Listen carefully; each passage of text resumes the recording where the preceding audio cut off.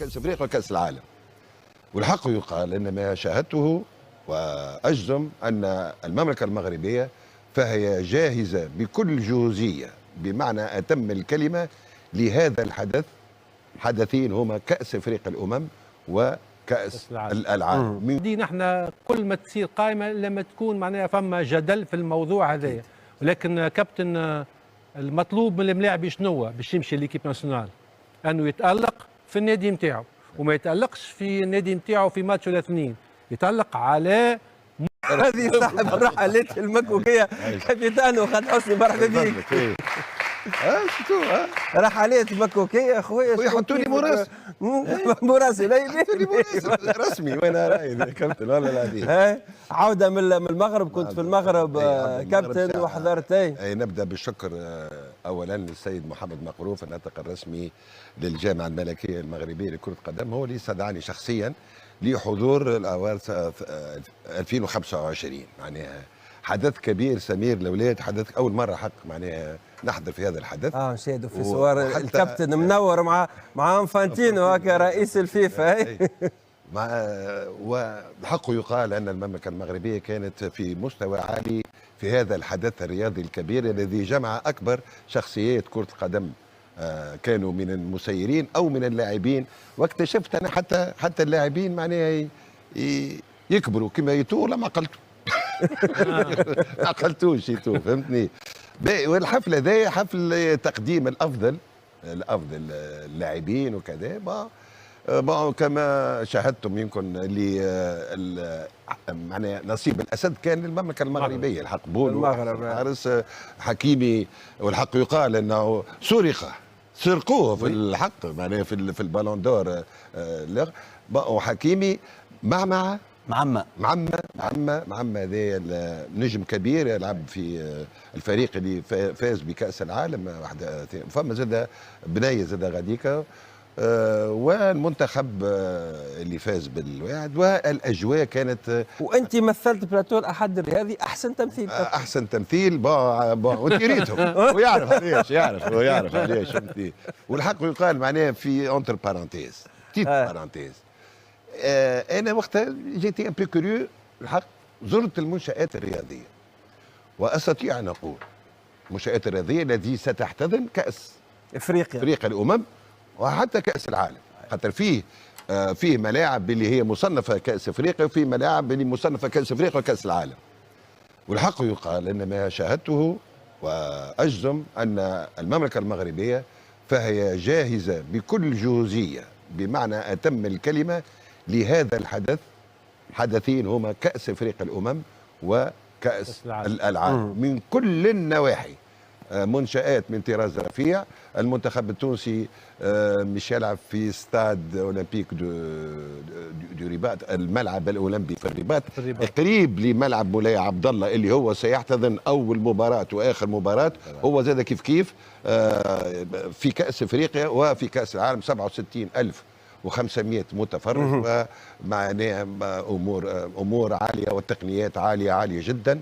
نقول مبروك للمغرب اولا. ثانيا نقول زاد اللي اول مره في تاريخ كأس افريقيا اللي كل فريق عنده سون تيران دونترينمون، ملعب تمارين وحده من جهه، وملعبه احنا عندنا ملعب ما يلعب فيه كان تونس، وفندق ما يقعد فيه كان تونس. هما الفكره كانت باهيه خاطر باش يحتمل امطار يحتمل كذا باش معناها العشر كذا. واخيرا وليس اخرا اتمنى لفريقنا الوطني حظ سعيد ان شاء الله، حظ سعيد. وشكرا سي محمد وشكرا للمغرب ان شاء الله. طبعا حظ سعيد للمنتخب الوطني التونسي اللي قبل البطوله الافريقيه باش يكون موجود في مونديال العرب. وقائمه المنتخب الوطني التونسي لمونديال العرب كان اعلن عليها المدرب الوطني سامي الطرابلسي. قراءه في هذه القائمه مع حموده بن سليم، عماد كيلاني، ليلى حامد، وهناء العوني.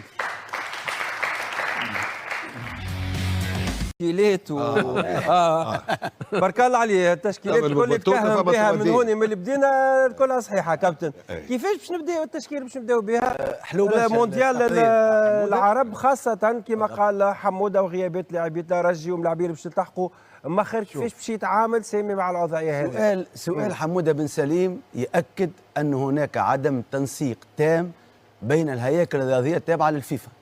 انت الفيفا اعترفت في كاس العربيه اعطيها كل ظروف النجاح. صحيح. مش معقول الكاف تعمل لك اخر مباراه 29 كل لاعب تو تشوف الحدادي في نيجيريا، برمضان يلعب في المغرب، وسباعي الترجي يلعب في انغولا. وعده لاعبين اخرين كما النفاتي كيف عنده مقابله براج النفاتي 22 29 يلعب من اجل السقوط للدرجه الثانيه في الدوري السويدي. يعني باش تعرف نفس الشيء حتى اللاعبين كانت تحب اللاعبين يلعبوا في قاره اسيا يوم 9 ديسمبر في وسط كاس العرب هناك جوله تشامبيونز ليج الاسيويه.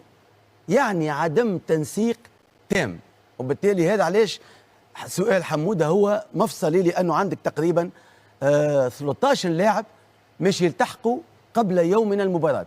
سباعي الترجي يلتحق تقريبا يوم 30، عندنا دنداني يلتحق يوم 4، مستوري يوم 5 يعني المقابله الاولى والثانيه ما يلعبش. والغرب يجي يوم 8 يعني باذن الله بعد المرحله الاولى اذا كانت اهلنا يكون موجود. وبالتالي نشاهدوا هناك تناسق في فكر الناخب الوطني اذا كان نرجعوا للكونفوكاسيون نتاع الملاعبيه سبتمبر اكتوبر نوفمبر. علاش؟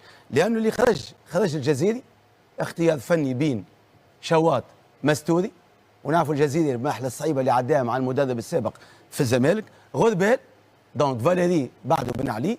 وللمعلومه بن علي نحس انه مش يتنافس في البطوله العربيه مع نفاتي على مقعد في كاس افريقيا. فراس بالعربي كيف رغم انه ينشط في دوري خليجي كان يكون موجود، لكن اختيار فني لما شافوه في موريتانيا. وعصام جبالي المصاب. 4 في المحور مذيع حدادي صحراوي جلاسي، 2 اظهر نفاتي بن علي، معلول بن حميده كاظهر يسار.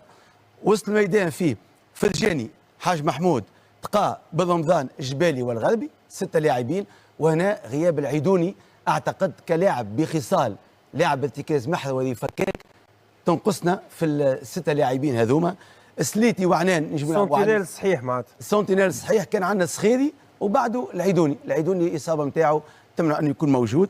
العيوني والدنداني على اليمين وشواط مستوري. جربنا فرجاني ساسي في المركز ضد ليبيريا لما تلعب مع منافسين اقل منك يلعبوا في دفاع المنطقه. جربنا فرجاني.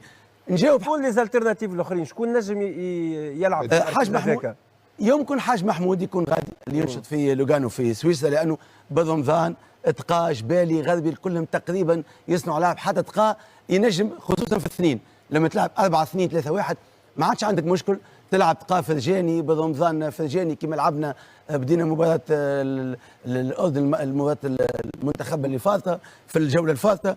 وبالتالي اذا كان ملاعبيه تجيك يوم 30 وتلعب للوندومان ماتش، اكيد عندك على اليمين نفاتي وبن علي لازم لاعب منهم مش يلعب، مش يكون موجود، والاثنين مش يلتحقوا يوم 30.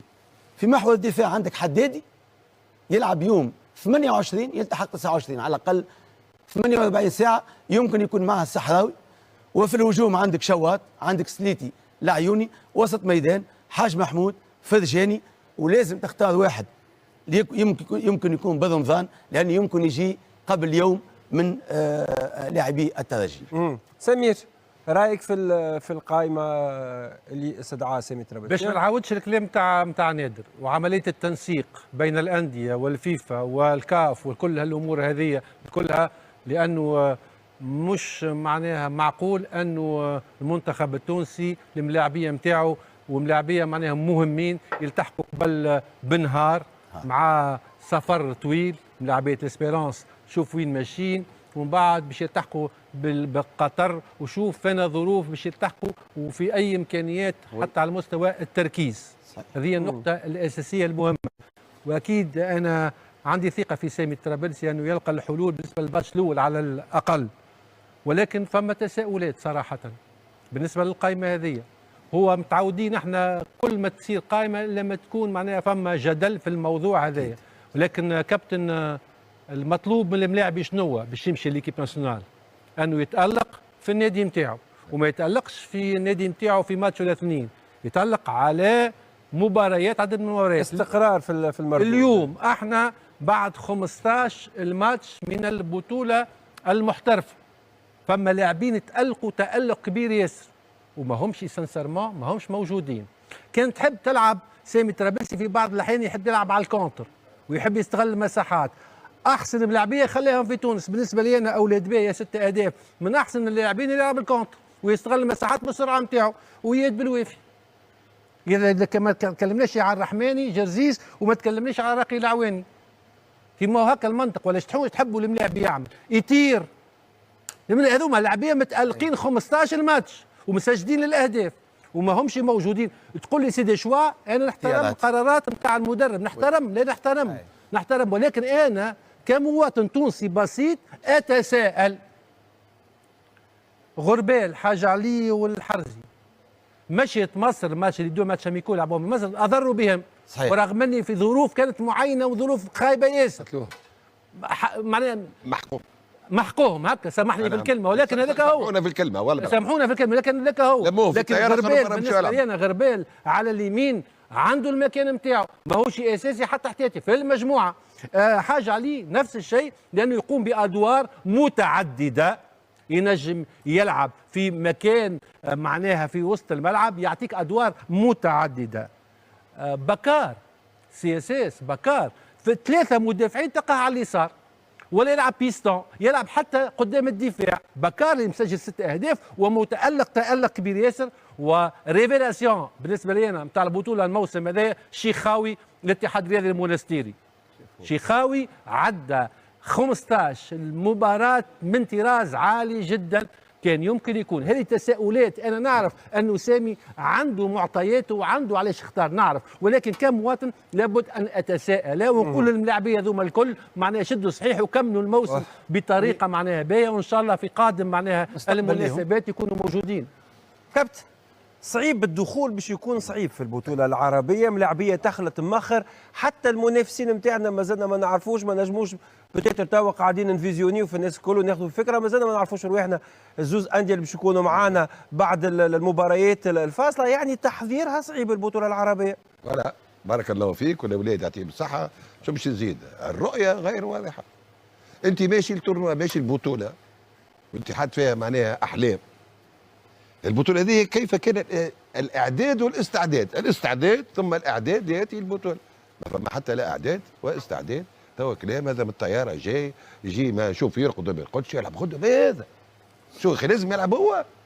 مو عندنا اخويا، انا واحد من الناس بكل احترام الناس الكل نقدروا سي سامي وتعرف كذا، سي ان شوا جو في ريسبكتي، ولكن يا اخويا كل واحد عنده منطقه وعنده زاويه. انا كنت اتمنى أنا فما ليستا نتاع كوبارا، هذا هو فات الحكايه. وبارك الله فيك خويا سمير، جاوا عملوا كليكيب ابريم في دقيقه، لموهم في طياره وهزوهم بالسيف باش يقدموا، عمرهم ما لعبوا مع بعضهم بالسيف باش يقدموا المستوى هذاك.